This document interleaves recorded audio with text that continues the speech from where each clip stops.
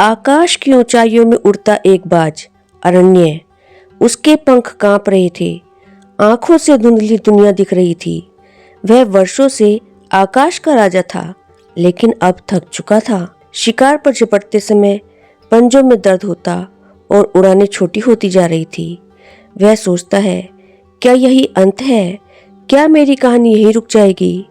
एक दिन जैसे ही वह एक बार आखिरी उड़ान भरने के लिए निकला, उसकी आंखों के सामने सूरज धुंधला हो गया।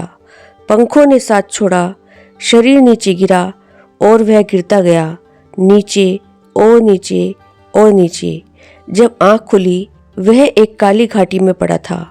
चारों ओर अजीब सी चुप्पी, कोई पक्षी नहीं, कोई आवाज नहीं, बस हवा में एक अनजाना कंपन।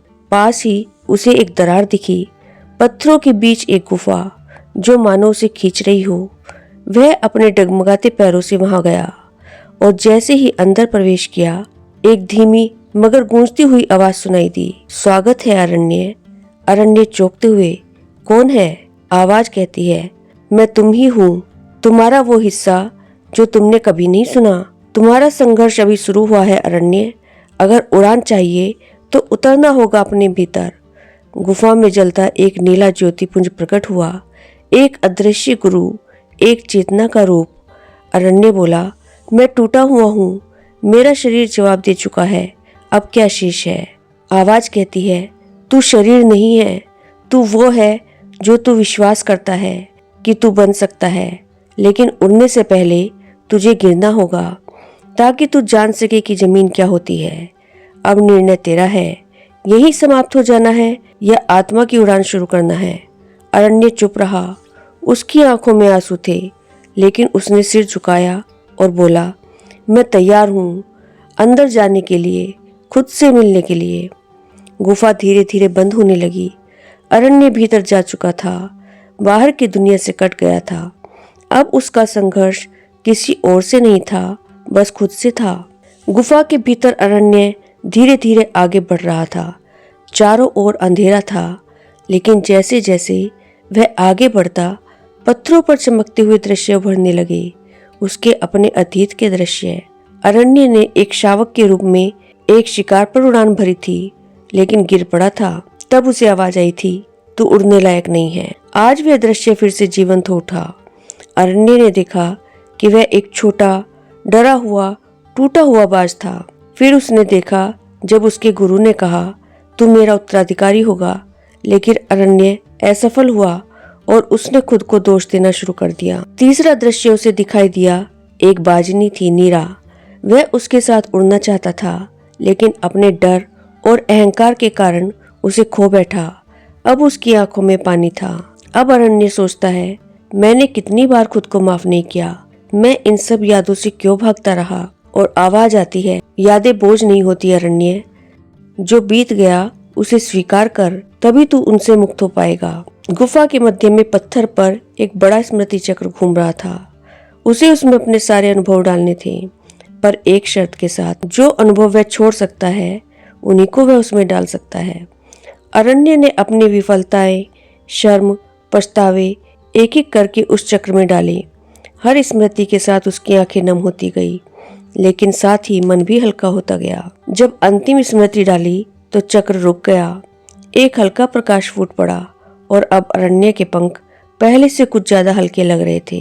गुफा की आवाज कहती है, अब तू थोड़ा और ऊंचा उड़ने लायक हो चुका है, लेकिन उड़ान अभी बाकी है। अरण्य गुफा के तीसरे कक्ष में पहुंचता है। यह जगह शांत थी, इतनी शांत कि उसकी सांसें भी गूंज रही थी। चारों तरफ धुंध थी और हर धुंध के भीतर कुछ आकार, कुछ चेहरे तैरते दिख रहे थे।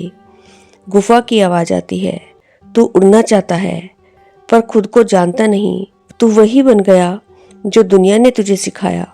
अब देख तू किस किस रूप में खो गया। छायाएं उभरती है, अचानक एक एक करके धुंध से उसकी ही छाया उभरने लगती है। हर छाया उसके अंदर उसी के एक रूप का प्रतिनिधित्व कर रही थी।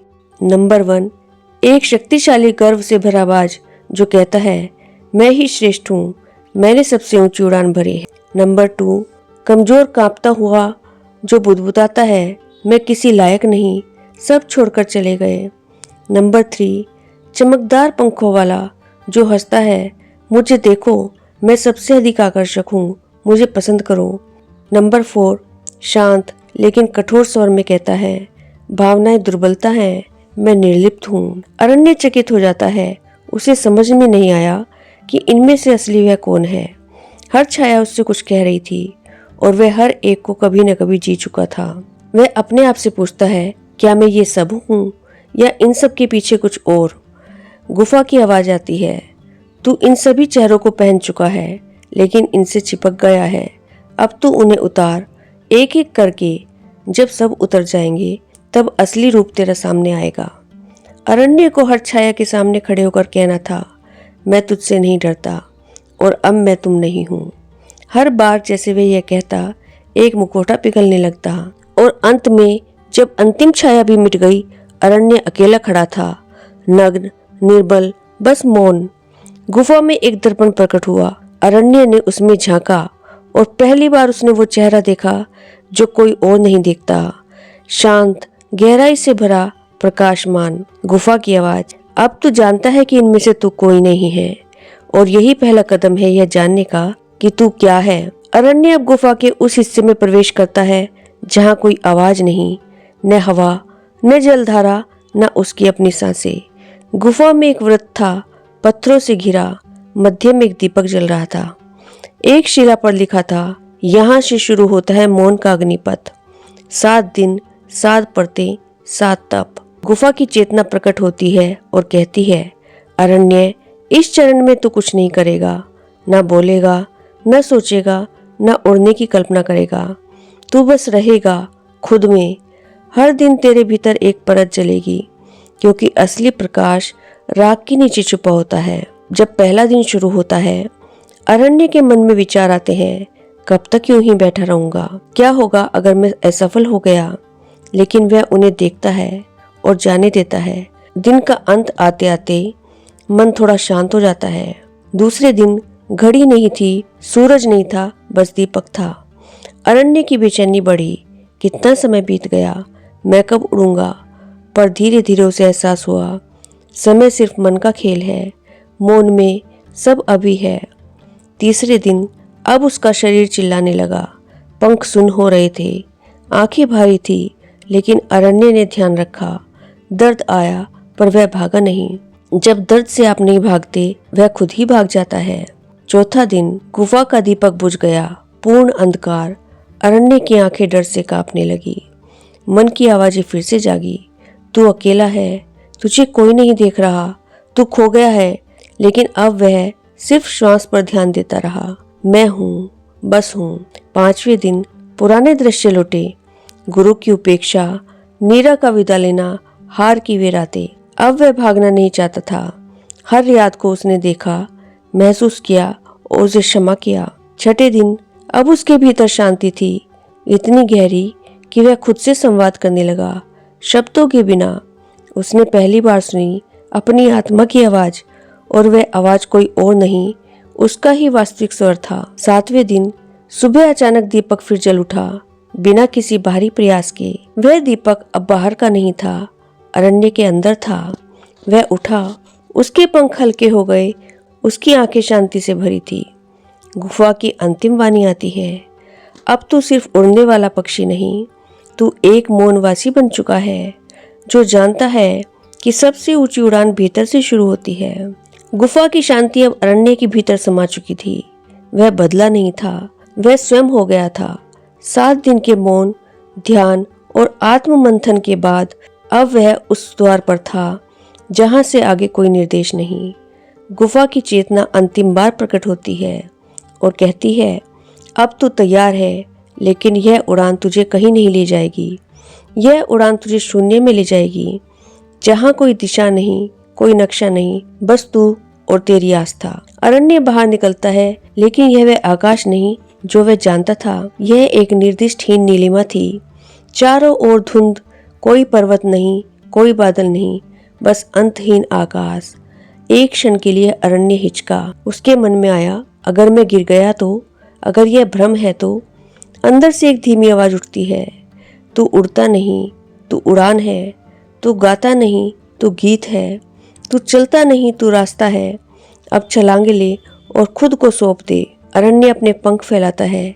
हवा नहीं है, लेकिन वो उड़ाने भरता है, जैसे कोई शक्ति उसे ऊपर से नहीं बल्कि उसके अंदर से धक्का दे रही थी। हर क्षण जैसे उसका वजन हल्का हो रहा था। पहली बार उसने उड़ान में कोई उद्देश्य नहीं ढूंढा, बस उड़ना शुरू किया। उसे न यह जानना है कि कहाँ जाना है, न यह समझना है कि उड़ कैसे रहा है।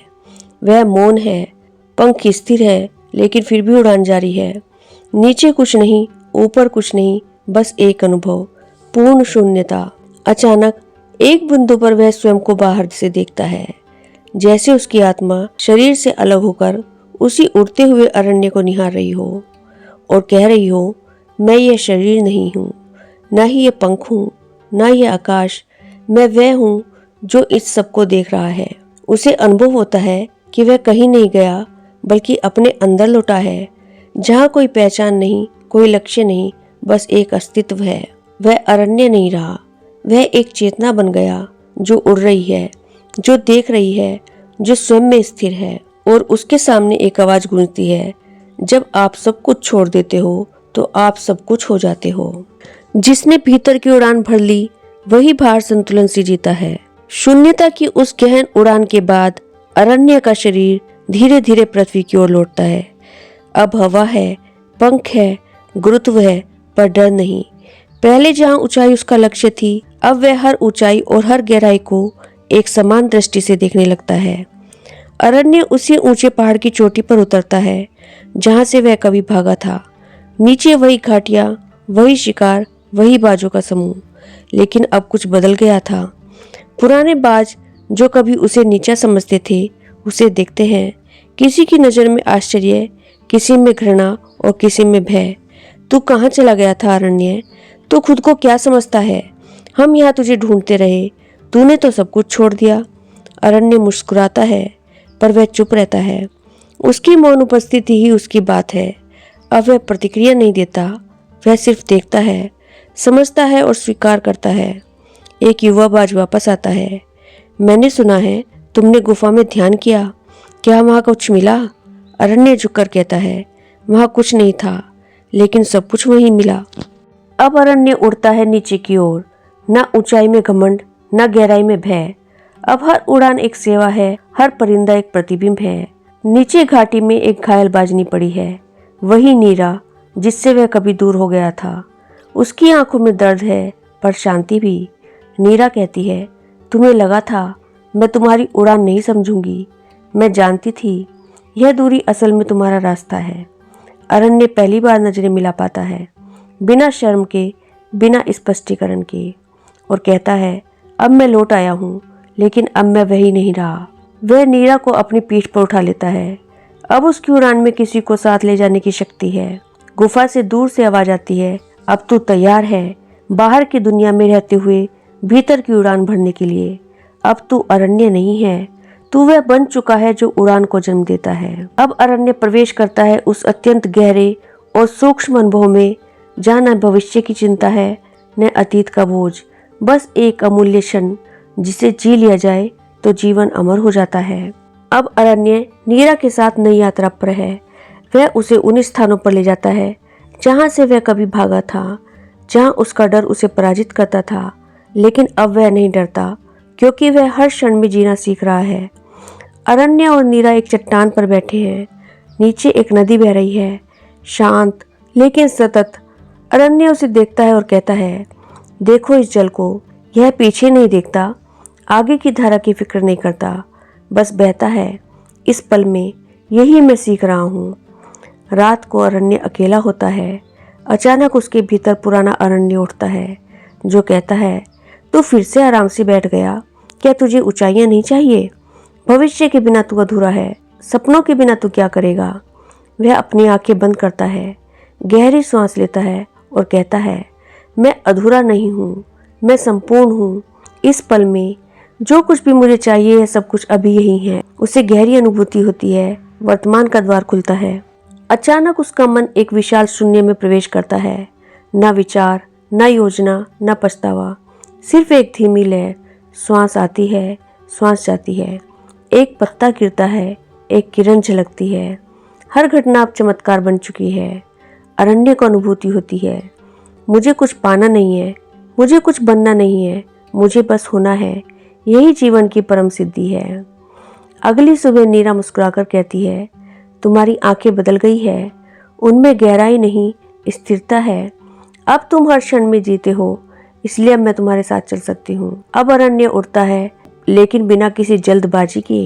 हर फड़फड़ाहट ध्यान बन गई है, हर दृष्टि एक साधना बन गई है। जो इस क्षण में जीता है वह कभी बूढ़ा नहीं होता, वह कभी नहीं थकता, क्योंकि वह वर्तमान की शक्ति से जुड़ गया है। अब अरण्य को अपने भीतर के अंतिम शत्रु अहंकार का सामना करना था, जो अब भी एक छाया की तरह उसके साथ चल रहा था। और वह अपनी भीतरी रणभूमि पर पहुंच जाता है, जहां बाहरी युद्ध नहीं बल्कि अहंकार और आत्मा के बीच अंतिम टकराव होता है, जहां जीत का अर्थ है स्वयं का लोभ और पराजय का अर्थ है स्वयं की पहचान का पुनर्जन्म। आत्मा तभी पूर्ण जागती है जब अहंकार शांत हो जाता है। पिछले कुछ समय से अरण्य शांत था, वह नीरा के साथ बहता है, जीता है, उड़ता है, वर्तमान का स्वाद उसे जीवन से जोड़ता है। लेकिन जैसे ही वह एक शांत जलाशय पर ध्यान करता है, वहां उठता है प्रतिबिंब, उसका ही चेहरा पर घृणा से भरा हुआ। वह प्रतिबिंब बोल उठता है, तू भाग रहा है मुझसे अरण्य, तेरी उड़ाने, तेरा मौन, तेरा ध्यान, ये सब मेरी छाया से बचने की चाल है। अरण्य स्तब्ध है, यह कोई सपना नहीं, यह उसका ही अहंकार है।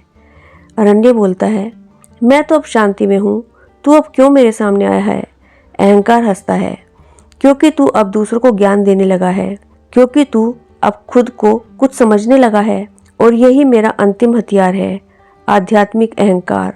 अरण्य को एक झटका लगता है, उसने सच में महसूस किया था कि अब वह विशेष बन चुका है, कि वह जागा हुआ है, और वही चुपचाप अहंकार फिर से आकार ले चुका था, शांत लेकिन गुप्त। अब आराम होता है युद्ध, ना कोई शस्त्र है, ना कोई दिशा, बस भीतर की दो शक्तियां आमने सामने हैं। अहंकार वार करता है, तू दूसरों से बेहतर है, तेरी उड़ानें विशिष्ट हैं, तेरा मार्ग अब सिखाने का है, तू गुरु बन गया है। हर एक वाक्य एक कटोरा है जिसमें जहर भरा है, पर मीठे रस की तरह। अरण्य प्रतिरोध करता है, वह कुछ नहीं कहता है, बस बैठ जाता है, आंखें बंद, श्वास पर टिके हुए। और फिर वह कहता है, मैं कुछ नहीं, मैं बस एक माध्यम हूँ, मैं वह नहीं जो उड़ता है, मैं वह हूँ जो उड़ते हुए को देखता है। अहंकार अपनी अंतिम चाल चलता है, अगर तू सब कुछ छोड़ देगा तो क्या तुझे कोई याद रखेगा? और अरण्य अब मुस्कुराता है, याद रखने का डर भी एक अहंकार है। मैं नहीं चाहता कि कोई मुझे जाने, मैं चाहता हूँ कि कोई खुद को जान ले। और पूरा दृश्य प्रकाश में विलीन हो जाता है। अहंकार एक छोटे से बादल जैसा लगता है, फिर वह भी शून्य में विलीन हो जाता है। अरण्य अब कुछ नहीं बोल सकता, वह बस बैठा है, साक्षी, मौन, पूर्ण रिक्तता से भरपूर। नीरा पीछे से आती है और बस इतना कहती है, अब तुम्हारी आंखों में मैं नहीं रहा, अब वह सिर्फ वह है। अब अरण्य को भीतर से एक दिव्य संदेश मिलता है, न शब्दों में, न ध्वनि में, बस मौन में। अब अरण्य उस गहराई की ओर बढ़ता है जहाँ ना कोई विचार है, ना कोई भाषा, बस मौन की ध्वनि जो आत्मा से आत्मा तक पहुँचती है। यह वही बिंदु है जहाँ सीकर शिक्षक नहीं बल्कि शून्य बन जाता है। अरण्य कई दिनों से कुछ नहीं बोल रहा है, न कोई दिशा तय कर रहा है। अब वह किसी यात्रा में नहीं, किसी साधना में भी नहीं, बस वह है। नीरा उसकी स्थिति देखकर पहले चौंकी, फिर धीरे धीरे समझने लगी कि यह अब अरण्य नहीं, यह अब आकाश बन चुका है। एक सुबह अरण्य सूर्योदय से पूर्व एक चोटी पर बैठता है, चारों ओर सन्नाटा है, हवा भी शांत है। उसने आंखें बंद कर ली और फिर सब कुछ गायब हो गया। शरीर का बोध, विचारों की गूंज, समय का प्रवाह, बस बचा मौन। शून्य से संदेश आता है शब्दों के बिना, किसी आकाशवाणी जैसी अनुभूति होती है, लेकिन उसमें कोई भाषा नहीं। उसे आवाज आती है, जो शून्य हो गया वही पूर्ण हो गया, जो मिट गया वही बन गया। अब तेरा कार्य आरंभ होता है, लेकिन करने से नहीं, होने से। अरण्य को दिखता है एक सपना, वह पहला दृश्य जब वह घोंसले से गिरा था। अब वह न गिरता है न डरता है, अब वह नीचे गिरते हुए भी आकाश की ओर देखता है, और तभी वह समझ जाता है गिरना भी एक उड़ान है, अगर दृष्टि बदल जाए। वह अब वापस नीरा के पास जाता है, लेकिन कुछ कहता नहीं। यह एक तटस्थ ऊर्जा बन चुका है जिसके पास कोई उत्तर नहीं, कोई उपदेश नहीं, सिर्फ मौन जो खुद में ही उत्तर है। नीरा कहती है, अब तुमसे कोई प्रश्न नहीं पूछना चाहता क्योंकि तुम्हारी उपस्थिति ही समाधान बन चुकी है। अरण्य अब भीतर से जान चुका है कि वह कहीं नहीं पहुंचा, बल्कि सब कुछ यहीं था, सब कुछ उसके अंदर ही था।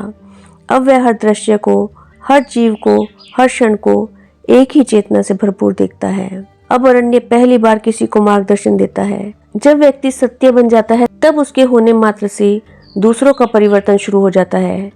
एक छोटा सा पर्वतीय गांव जहां साधारण जीवन बहता है, लेकिन अब उसका रंग बदलने वाला है। अरण्य अब वापस उड़कर धरती पर आता है, लेकिन अब वह किसी मिशन पर नहीं, अब वह कोई सिखाने नहीं आया, वह तो बस होने की स्थिति में है। एक छोटा सा गांव है जहां जीवन साधारण है, कठिनाइयां सामान्य है, लेकिन आत्मा सोई हुई है। गांव के लोग उसे देखते हैं, एक शांत स्थिर बाज जो न तो शिकार करता है और न ही उड़ता है, बस एक वृक्ष की शाखा पर बैठा है, निश्चल, मौन, जागृत। कुछ लोग उत्सुक हैं, कुछ उपेक्षापूर्ण हैं, लेकिन बच्चों को उसकी आंखों में कुछ दिखता है। एक बच्चा आता है, रूह कहता है, तुम उड़ते क्यों नहीं? अरण्य कुछ नहीं कहता, वह धीरे से उसकी ओर देखता है। उसकी आंखें कहती हैं, तू भी उड़ सकता है। रूह स्तब्ध रह जाता है, जैसे किसी ने उसे भीतर से छू लिया हो। गांव में हलचल शुरू होती है। एक वृद्ध जो सालों से बीमार था, अरण्य की उपस्थिति से शांति महसूस करता है। एक औरत जो अपने दुखों से टूटी थी, उसकी तरफ देखकर खुद से कहती है, अगर यह इतना शांत रह सकता है तो शायद मैं भी। एक शिकारी जो पहले बाजों का विरोधी था, पहली बार अपने हथियारों को नीचे रख देता है। अरण्य पूरे गांव में कुछ नहीं बोलता, लेकिन एक एक व्यक्ति उसकी मौन उपस्थिति से कुछ न कुछ अनुभव करने लगता है। किसी को अपने दोष दिखने लगते हैं, किसी को क्षमा की अनुभूति होती है, किसी को अपने भीतर छिपा हुआ भय नजर आने लगता है, और कोई भी नहीं समझ पाता कि यह बदलाव कैसे हो रहा है। एक दिन रूह लौट कर आता है और कहता है, मैंने सपना देखा, मैं भी उड़ रहा था, ऊपर, बहुत ऊपर, लेकिन मुझे डर नहीं लगा। अरण्य मुस्कुराता है। यह उसकी पहली सच्ची उड़ान है, जो पंखों से नहीं, भीतर के विश्वास से हुई थी। गांव बदल रहा है, लेकिन किसी ने कोई उपदेश नहीं दिया, कोई पुस्तक नहीं बांटी, कोई घोषणा नहीं की। बस एक मौन बाज आया, बैठा रहा, और लोग अपने भीतर झांकने लगे। जब कोई खुद ही दीपक बन जाए तो औरों के रास्ते अपने आप रोशन हो जाते हैं। कहानी अब नहीं रही, यह एक अनुभूति है। अरण्य ने उड़ना सीख लिया, गिरना भी सीखा। उसने भीतर के अंधकार से लड़ाई की और अंततः उस मौन को पाया जो किसी शब्द में नहीं समाता। उसकी उपस्थिति एक शिक्षा बन गई थी, जिसे कोई न बोला न लिखा, बस अनुभव किया। नीरा, रूह और गांव के लोग अब सब साधक बन चुके हैं। उनकी अपनी उड़ानें शुरू हो चुकी हैं। कोई ध्यान में बैठा है, कोई बच्चों को सुनता है, कोई मौन में मुस्कुराता है। हर कोई अरण्य के मौन से, खुद के स्वर से परिचित हो रहा है। अरण्य अब कहाँ है कोई नहीं जानता। कुछ कहते हैं वह हिमालय के पार गया, कुछ कहते हैं वह अब पक्षी नहीं, एक चेतना बन चुका है जो हर सीकर में जीवित है। दोस्तों, अंतर मन की उड़ान, यह कहानी सिर्फ एक बाज की कहानी नहीं थी। यह हर उस आत्मा की कहानी थी जो भीतर से जागना चाहती है, जो अपने डर से पार जाना चाहती है, जो चाहती है कि वह भी उड़ सके बिना किसी प्रयास के, बस स्वतः, स्वाभाविक रूप से और मौलिक रूप से।